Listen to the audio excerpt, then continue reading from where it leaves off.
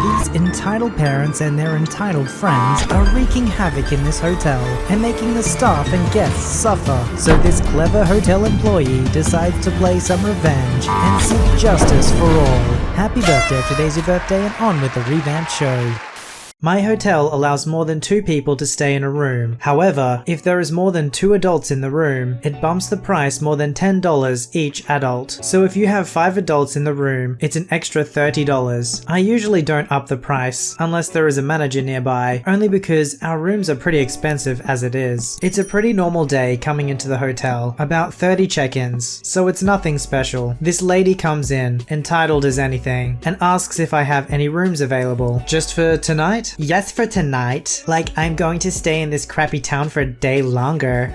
Yeah, this town can be pretty boring, but it can be nice at times. How many adults and children are going to be in the room? Why does that matter? I don't tell people the price difference if they have more than 2 adults in the room. Otherwise they lie and say they have 2, when in reality they have 4. Oh, it's in case there is a fire and the fire department needs to know how many bodies are in each room for rescue. This is actually true. That's ridiculous. I have 2 adults and 1 child. At this point, I know she's probably lying, but since I am in a good mood, I let it slide. Okay, so my king standard is going for $144 plus tax, and my 2 queen standard is going for $134 plus tax. But that is outrageous. Can't you give me a discount? Do you have AAA or military? No. Unfortunately, I can't bring the price down any lower unless you have one of those things. Fine, I will take it. The other hotel chain across the street is way better, but they're sold out. Okay, may I see your ID and your debit or credit card? The check-in process ensues, and I put her in a room on the 1st floor near the pool because she requested it, and I didn't want to hear any complaints. This lady has asked for so many things to be taken up to her room. Extra towels, extra blankets, soap,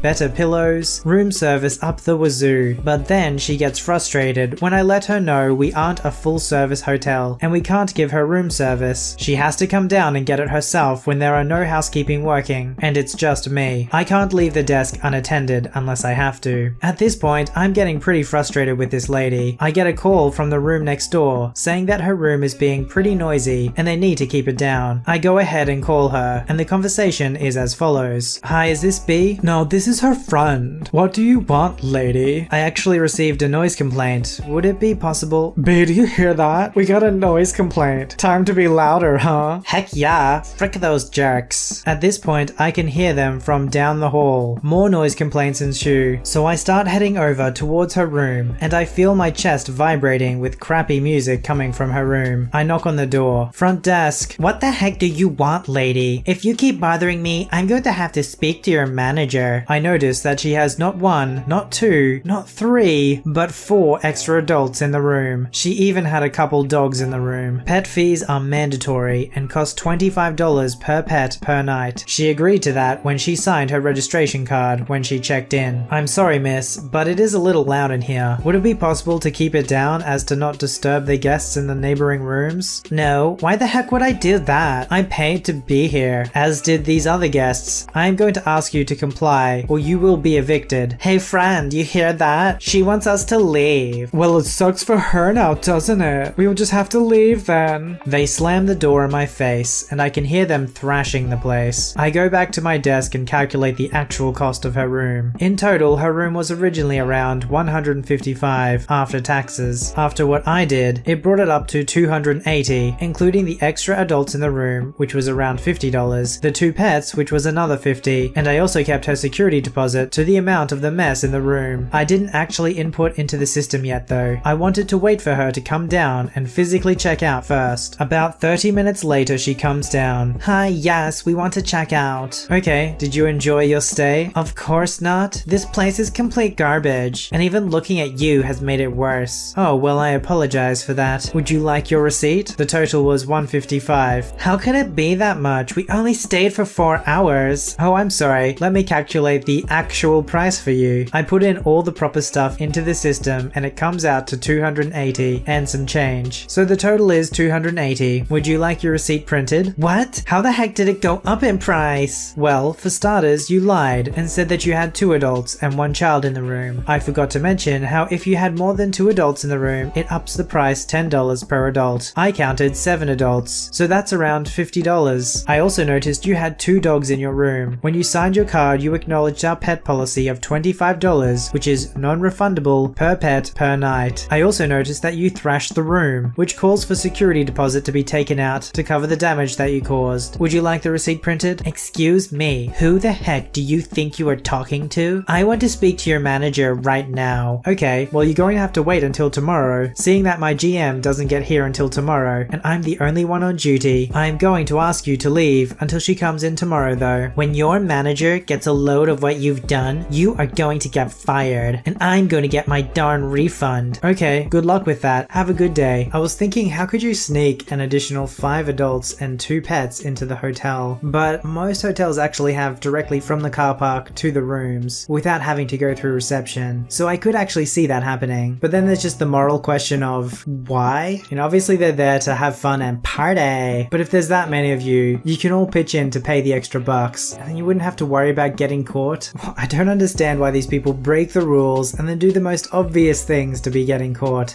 I've been living in this neighborhood for a couple of years now. My neighbor just recently got a dog, a young black lab, and decided to start taking him on walks. You can probably tell what's coming next. For some context, I have a dog, a mutt to be exact. He's a very good dog and wouldn't hurt a fly. I frequently take him on walks and clean up after him every time. I walk outside to collect the mail one morning and notice a decent sized piece of dog crap staring at me a couple feet away from my mailbox on the sidewalk. A little peeved, I fetch a plastic bag from my house and dispose of it. At this point, I wasn't sure who the culprit was, as there were a few neighborhood dogs around. A couple of days later, I happened to see my neighbor walking his dog in front of my house. No big deal, he can walk his dog if he wants to. A few hours later, I go outside to mow the lawn and notice another turd on the sidewalk. A little annoyed, and with pretty good confirmation on the party responsible, I finish what I'm doing and clean it up. The next week, I notice the neighbor walking his dog again. On the first lap around the neighborhood, the dog lays another turd on the sidewalk, and they both keep on moving. I go outside and pretend to water my lawn. When the neighbor comes back around, I politely remind him that it would be nice if he could pick up after his dog. His response to this was along the lines of, "It's a public sidewalk. I can do what I want, man." Annoyed, I take this as a loss, return inside and clean up the poop later. A couple of weeks later, the same thing happens, and the same confrontation. This time, I spoke to him before the dog did his business, and he muttered the same kind of response. A few days after that, while I was walking my dog, I hatched a plan. My dog had done his business on our walk. I cleaned it up, placed it in a small plastic bag, and when I got home, emptied the contents of the bag into a small bin in my backyard. I continued this, using the crap from my dog and the crap his dog left on my sidewalk. I did this for about a month before I decided I had enough in the bin. I made sure to wake up bright and early in the morning, and I picked up the bin and shovel, walked across the street into the neighbor's yard, and emptied the contents of the bin on his sidewalk, making sure to cause as much carnage as possible. Later in the day, I heard banging on my door. I opened my door, and not too surprisingly, the neighbor was standing there, berating me about how ridiculous I had been, and that I needed to clean his sidewalk immediately. Much to his dismay, I replied with, "It's a public sidewalk. Handle it yourself." I said this with a crap-eating grin, no pun intended. He stormed off, and I closed the door. Later in the week, I saw him spraying down his sidewalk with a pressure washer while out walking my dog. This is a petty revenge story, but it's almost borderlining pro. Like, there was a lot of thought and effort that had to go into this. And you're dealing with crap, so there's that factor in as well. My favorite revenge stories have to be the ones where they quote the same line back to the perpetrator. What do you think though? Do you think he still could have gotten in trouble for doing this? It was a bit risky, but I guess it was a pretty big payoff as well. My sister, father, and I were all low on cash. I had a low-paying job at school, $60 every 2 weeks. My sister didn't have a job at school, and my father was paying my mother child support. Despite this, we all wanted to have a good holiday, and I told my mum that I could only afford to get her 1 or 2 things that year. She said that was fine, and internally, I knew it wasn't. My mother's love language is gifts. If you don't give her an equal amount back, in items or price, she will yell and tell you that you don't love her. I'm 21 now, and this has been going on for as long as I can remember. Christmas passes without much fanfare, and a gift I have ordered before the holiday was coming late, which I explained to my mother. It got to her and she was annoyed. She called me at work and this was the conversation. What the heck did you send me? What? What are you talking about? What the heck is this crap?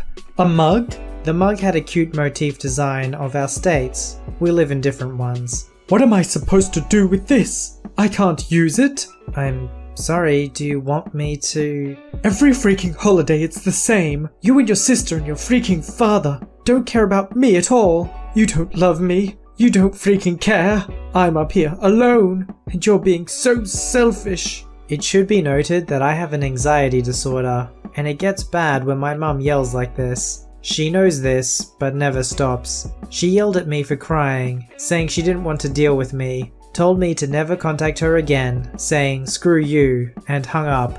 A lot more happened that night, including her harassing my sister and threatening not to pay for our schooling anymore. A month passed and she came down to our school, acting like everything was fine, and she didn't tell her children we were terrible. We went to Walmart, and when we were in the electronics section, my mum asked my sister, "Where's my Fitbit?" My mum wanted one for Christmas, and while I couldn't afford one, my sister said she would, as she worked at her old job over break. My sister looked at her point blank and said, "I sent it back," and kept looking at merchandise. My mum was ticked off, and still is to this day. I asked her later about it, and she said, "She told me I was a horrible excuse of a daughter, and that I'm a selfish, terrible child, and that she didn't want to see or hear from me. She told me screw you, so I sent back her stupid watch and got it refunded." My mum treats my sister worse than she treats me, and always has, so I understand why she did it. Someone having the love language of gifts is a legitimate thing,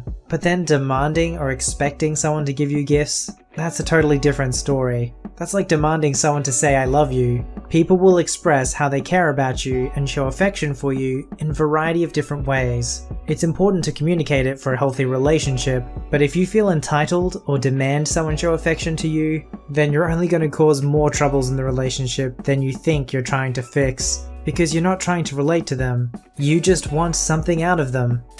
I occasionally have Airbnb guests that stay at my place because it helps with the rent. Most cause no trouble. However, this one group really pushed it. It was a father and son on holiday. As soon as they came in, I knew his son was a gamer. To be fair, I am too. But this little crap downloaded 50 gigabytes of stuff in the first night. No wonder my Netflix was slow that evening. I kindly asked them to not do that, as it consumes all the bandwidth. His father said that because the listing had wireless internet listed as one of the amenities, they were free to do as they wish. I told him that it shouldn't be considered unreasonable not to consume dozens of gigabytes per day. The father scoffed at this notion.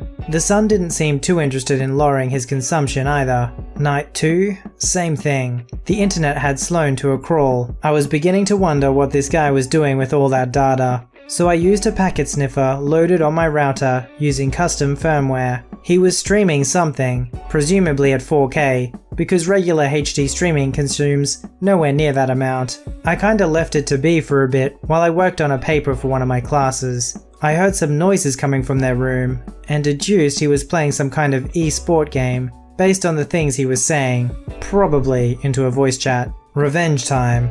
I terminated his connection. His father came out and banged on my door. "What the frick is wrong with your internet?" I don't know. Maybe I've blown the data limit for this month. Shame that'd be, considering you lot used 50 gigabytes yesterday. A white lie. My ISP doesn't turn off the internet. It only halves the speed through the cap, and was indeed exceeded. "Open the darn door!" He continued banging on the door for a few minutes before giving up. I got a scathing 1-star review for that guest, but I don't care, because I still maintained a 4.9 average, and I got the satisfaction of knowing the jerk probably got hammered for leaving in the middle of a match. If you've ever stayed at an Airbnb, or really anywhere that promises Wi-Fi, I don't really think there's anywhere where there's an expectation that you'll have unlimited data and unlimited bandwidth. I feel like if you're hosting an Airbnb, you should probably work out a way to cap their bandwidth, so it shapes the speed that they download at, and maybe the data that they have, because otherwise you will get people like this who will abuse it. I'm not saying what they did was right, but if it's not explicit how much or how little you can use, they're going to obviously use as much as they can. Submit your story to be read on the channel at voiceyherestories@gmail.com and join our Voicey veteran community at r/VoiceyHere. Don't forget to like, subscribe, and hit that bell to never miss an episode. Alright Voicey veterans, I'll see you in the next one.